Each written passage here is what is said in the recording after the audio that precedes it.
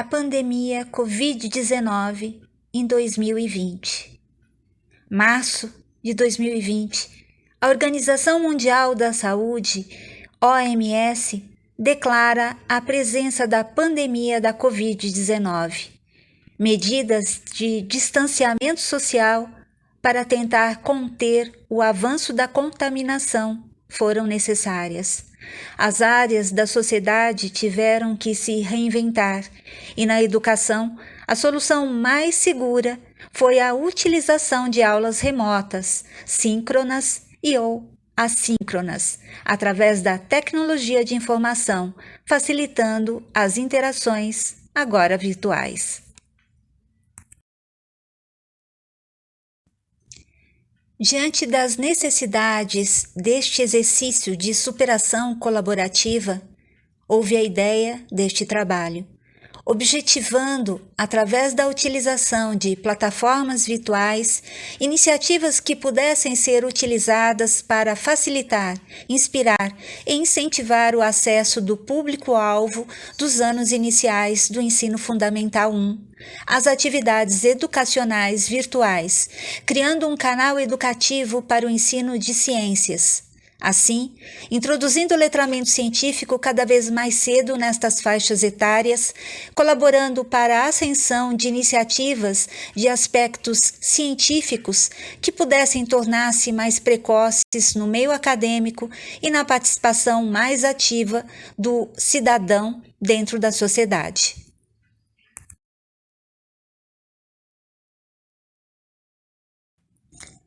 Os passos subsequentes.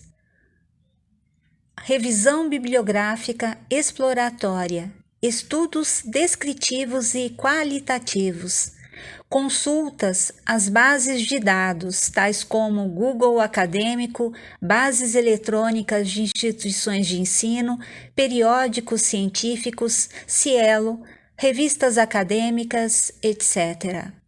Palavras-chave utilizadas na busca: aprendizagem, ciências, educação, mídias e tecnologia, com 5 anos de sua respectiva publicação.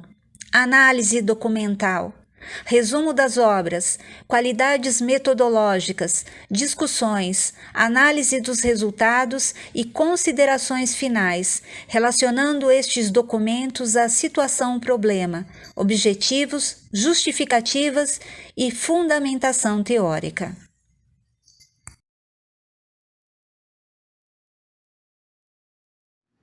Objetivo geral: criar e promover a utilização e visualização de um canal educativo através de plataforma digital com conteúdo de fácil autonomia e acessibilidade, que possa estimular aos interesses de alunos e seus familiares, inspirando a participação e acompanhamento das respectivas atividades educativas durante e após o período da pandemia enfrentada desde fevereiro de 2020.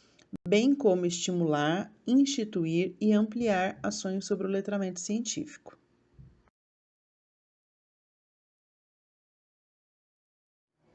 Etapas sequenciais. Criar um canal educativo na plataforma do YouTube utilizando seus recursos e ferramentas. Introduzir aspectos conceituais sobre o letramento científico. Desenvolver materiais educacionais didáticos para a visualização na plataforma que contemplem informações sobre ciências com temáticas relacionadas.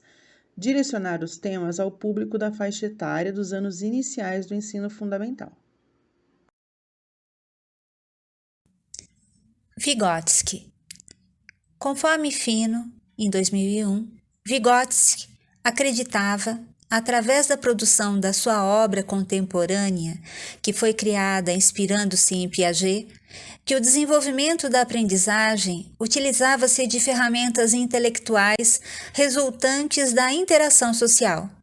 Para Vygotsky, o que mediava o desenvolvimento cognitivo entre o nível atual e potencial era a resolução de problemas com a proximidade e orientação de outros pares mais experimentados, ocorrendo uma sintonia entre o desenvolvimento propriamente dito e o processo que o procede, gerando assim a Zona de Desenvolvimento Proximal, ZDP, como uma dissonância correspondente ao potencial do aprendiz. Paulo Freire nos ensina que a alfabetização é uma aprendizagem conceitual. Portanto, o seu sucesso está ligado à capacidade do educando em estabelecer relações com o que aprende.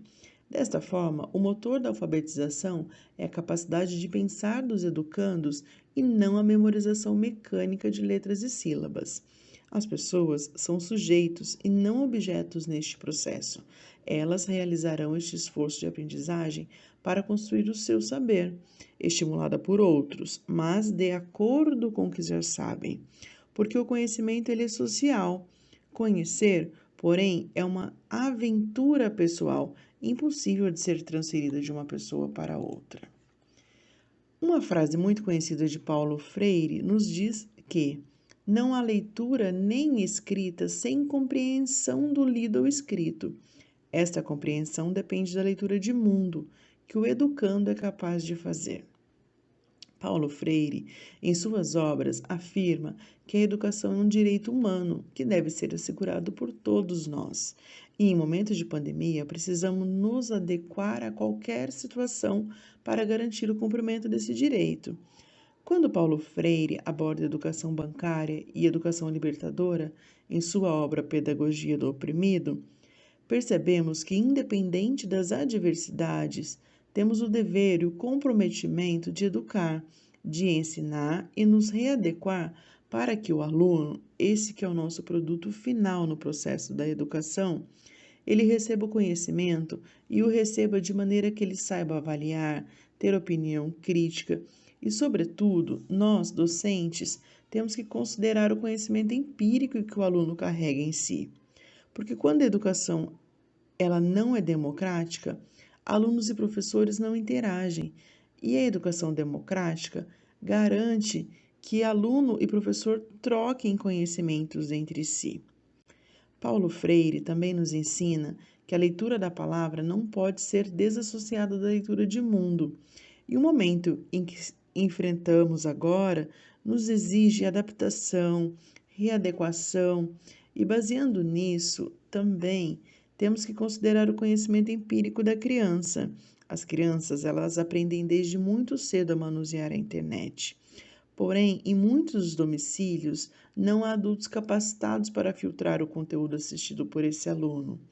É papel do educador garantir, preservar que essa informação chegue de maneira correta, que o aluno tenha contato com ideias construtivas, que o conhecimento não seja apenas depositado no seu inconsciente e consciente, mas que ele aprenda a questionar, entender e utilizar esse conhecimento de maneira prática no seu dia a dia.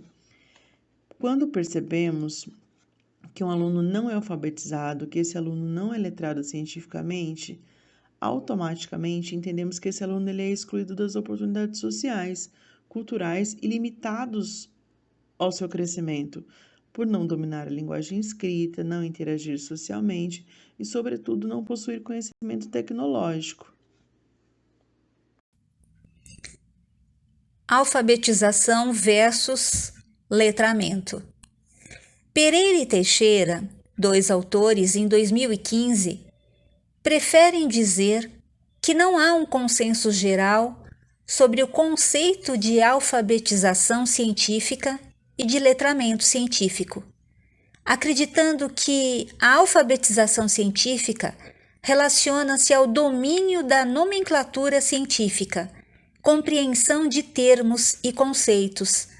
Já o letramento científico relaciona as habilidades e competências necessárias para o uso dessas informações, considerando ou não as questões sociais, onde para eles o letramento científico seria o uso que se faz do conhecimento científico.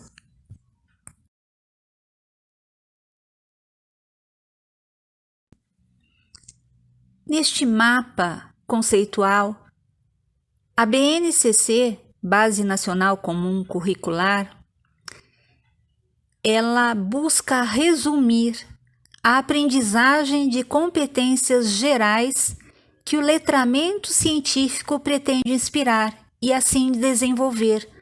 Campo interessante de estudo, pesquisas e descobertas a serem aproveitados.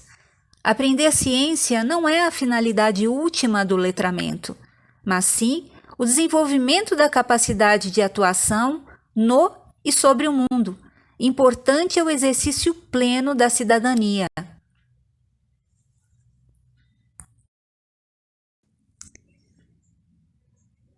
Competências específicas de ciências da natureza para o ensino fundamental. É necessário visitar a BNCC, a Base Nacional Comum Curricular, e descobrir estas 8 competências e as maneiras de abrir espaços para estas conquistas.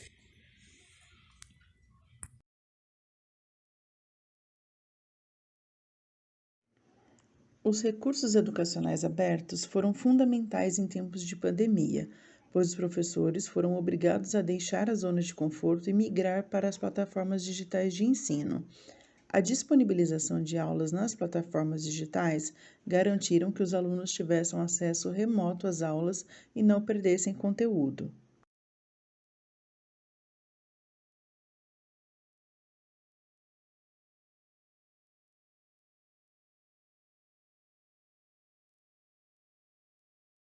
Devemos começar com o estado da arte, pois pessoas amparadas financeiramente e com amplo acesso à internet vivem um isolamento social criativo. Essa frase é de Couto, e vamos analisá-la melhor e continuar lendo. Enquanto as que sobrevivem em situação de vulnerabilidade social e exclusão digital têm muito mais dificuldade para viver o recolhimento e se proteger do contágio. Então, nós temos duas situações aqui: pessoas com capacidade, pessoas com habilidades, pessoas com facilidades e pessoas que também têm capacidades, mas ali não têm a acessibilidade, não têm ali o contato com aquilo, mas que se tivessem, poderiam trabalhar da mesma forma que esse outro grupo de pessoas. Então, não é uma questão apenas de capacidade, é uma questão de acesso. Bom, e acesso ao quê? À tecnologia, acesso à internet, acesso a meios de comunicação, meios de informação que muitas vezes não estão disponíveis para alguns grupos. Então, há bem pouco tempo, desconhecia-se os benefícios da tecnologia, sendo imaginada como um modismo passageiro, que passaria e não seria mais considerado. Porém, nós entendemos que a tecnologia ela é intrínseca à educação e ela possibilita interações e evoluções da própria tecnologia quanto dos seus atores, dos seus protagonistas. Isso também estimula a ampliar as iniciativas, já que eu sei que essa tecnologia ela é evolutiva e que eu vou precisar crescer e evoluir, então eu vou ali estar sempre tentando melhorar. Isso para os profissionais.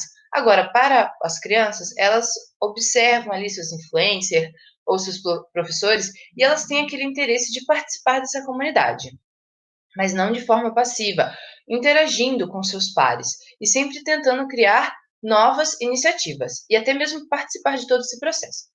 Então, Heller e Ventura consideram que a sociedade tecnológica ela pode existir analfabetos tecnológicos, mas não sujeitos completamente alheios. Então, a pessoa pode, às vezes, ela não ter o acesso, mas ela sabe que aquele celular existe, então ela não é totalmente alheia cientificamente. Ela pode ter o celular, mas ela não tem o acesso correto ou o acesso fácil ali daquela internet, daquela tecnologia.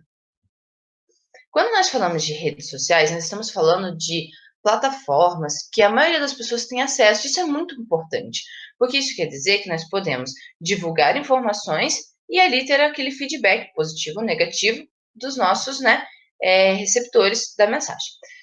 Das 3 plataformas principais, nós temos o Facebook, o WhatsApp e o YouTube. Eu acredito que o YouTube, ele tenha potencialidades. E aí, quando você faz a pesquisa bibliográfica, você percebe que o YouTube é muito visado por ele ser um modelo de negócio 2.0, por ele ser uma estratégia pedagógica sensacional que atinge todas as idades, dos menorzinhos aos mais velhos, até o EJA. Então, nós entendemos que o YouTube tem potencialidades muito maiores, às vezes, que o WhatsApp e que o Facebook. Por ser um vídeo, você toca play, complementa a leitura e facilita ali a interpretação, às vezes, de algum conteúdo, de algum contexto, e até mesmo de uma ideia, de uma novidade que aconteceu no mundo e que você ainda não conhece, e você precisa ir lá e ver um vídeo que vai te explicar em poucos minutos aquilo que você precisa saber. Então, quais foram os objetivos do nosso trabalho sabendo tudo isso? A criação de um canal educativo com conteúdo fácil e de fácil autonomia. Por quê? Porque nós entendemos que o YouTube pode inspirar e ajudar a participação e o acompanhamento das crianças pelos seus pais, pelos professores, pode ajudar na sala de aula também. Nós queremos estimular e instruir e ampliar ações sobre o letramento científico. E nada melhor do que o YouTube, que você pode mostrar uma imagem, você pode mostrar uma célula, você pode explicar em detalhes sobre aquela célula, aquela molécula. Então, a intenção é introduzir esses conceitos sobre o letramento científico e também desenvolver esses materiais educativos para ajudar ali o letramento científico. Para fazer isso, utilizamos revisão bibliográfica, Google Acadêmico, bases eletrônicas de instituições de ensino, procurando por palavras-chave. Essa metodologia foi seguindo alguns parâmetros. Esses parâmetros são a pedagogia e a teoria da aprendizagem, mas também os resultados possíveis de um canal didático, que estaria voltado para o letramento científico, e tudo isso apoiado na Base Nacional Comum e no estudo de ciências que está dentro da base. Então, quais são os parâmetros que a base pede? Quais são as competências e habilidades? O que eu preciso desenvolver? Quando criarmos esse canal, tudo isso precisa ser pensado. Por quê? Eu preciso atender a Base Nacional Comum, mas eu preciso chegar ao meu aluno de forma criativa. Então, a gente precisa usar esses dois pontos. Para que eu crie interesse, é para que eu crie evolução, para que o aluno saia de um ponto e vá até o outro e acompanhe todo esse processo, esses vídeos, para que ele aprenda sempre mais. Com a participação, claro, dos pais, que são extremamente essenciais nesse momento, porque eles podem pausar e falar assim, filho, você está entendendo? Isso é muito importante. Isso é um acompanhamento essencial. Quando nós pensamos nos resultados para apoiar a nossa pesquisa, e nos resultados da nossa pesquisa, nós temos o seguinte, telefonia celular, e residência unidos, a gente pode entender que o maior acesso das plataformas e da internet é feito em casa pelo celular. Então, o celular ele auxilia que aquelas pessoas possam ter aquele acesso, crianças, adultos, idosos, possam ter acesso àquele conteúdo. E nós gostaríamos de mudar isso. Nós gostaríamos que a tecnologia ela estivesse mais também na escola. Infelizmente, a escola, como vocês podem ver aqui, ó, ela apresenta apenas 6% desse acesso, e nós gostaríamos que ela fosse mais. Por quê? Nesse caso dessa pesquisa, nós estávamos analisando um grupo de faixa etária, dos 16 até o ensino superior, né, um pouco mais velhos. Nessa pesquisa, esses dados, nós gostaríamos que eles fossem alterados, nós gostaríamos que daqui a uns 2, 5, 15 anos, que a escola e a universidade estivesse aqui, ó, ou em nenhum outro, ou no trabalho. Que a internet fosse utilizada na escola e na universidade como se fosse algo corriqueiro, para que as crianças já tenham a noção do que pesquisar e tenham um letramento científico garantido.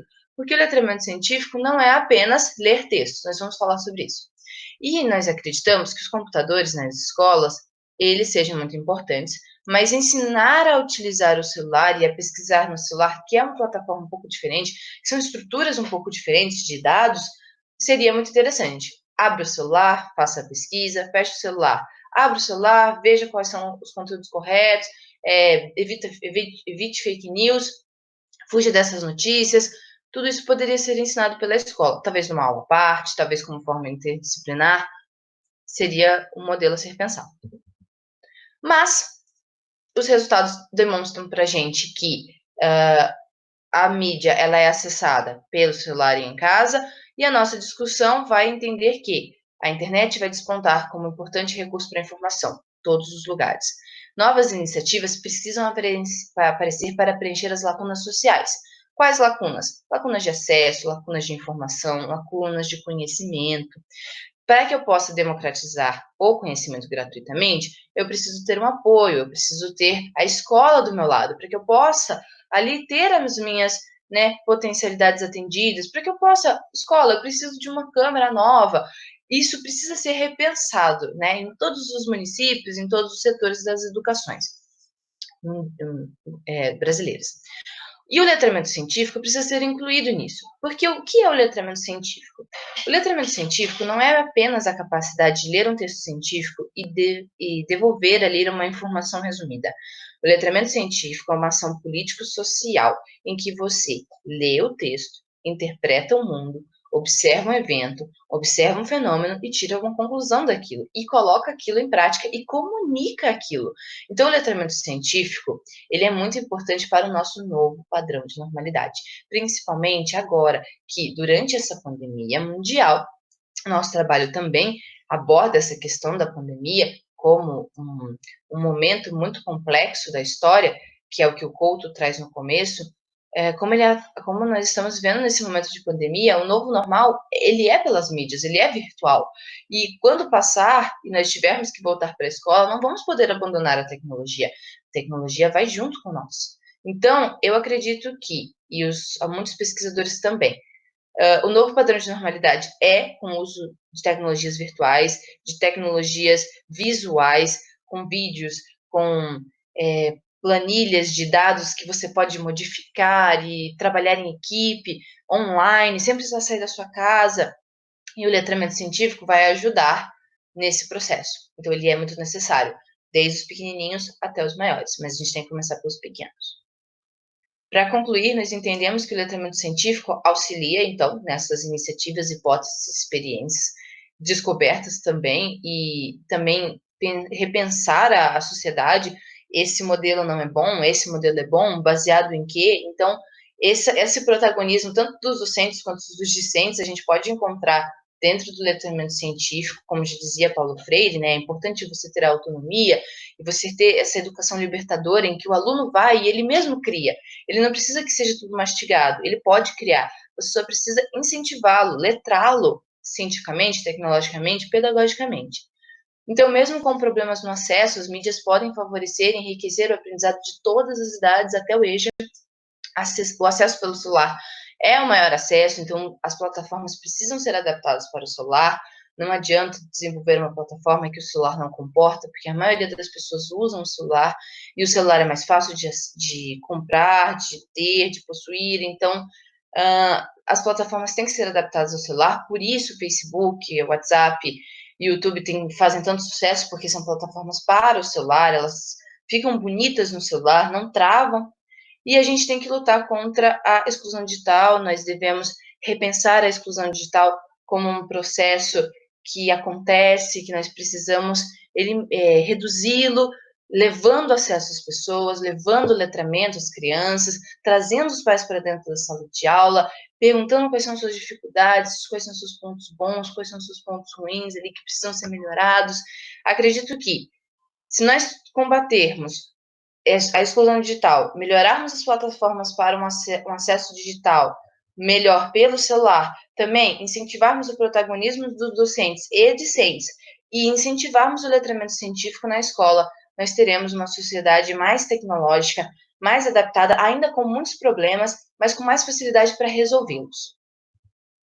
Essas foram as referências utilizadas, há mais referências no trabalho escrito.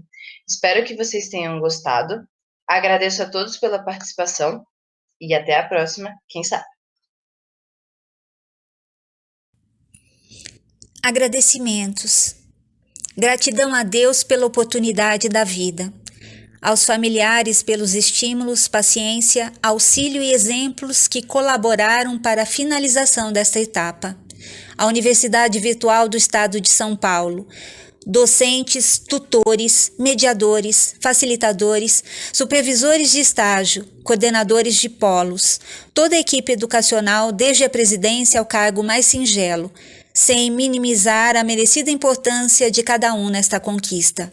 A orientadora Maria Grácia Villanueva, pelas sábias palavras, posturas, paciência e ações, sem medir esforços para manter o grupo coeso, atento e produtivo, através de suas inspirações e direcionamentos. As componentes deste grupo, pela oportunidade da convivência, aprendizado, colaboração e superação das adversidades, acrescentando saberes e semelhanças. E a vida, pelo rastro que pretende-se aqui deixar através deste trabalho de conclusão de curso e início de novas realizações.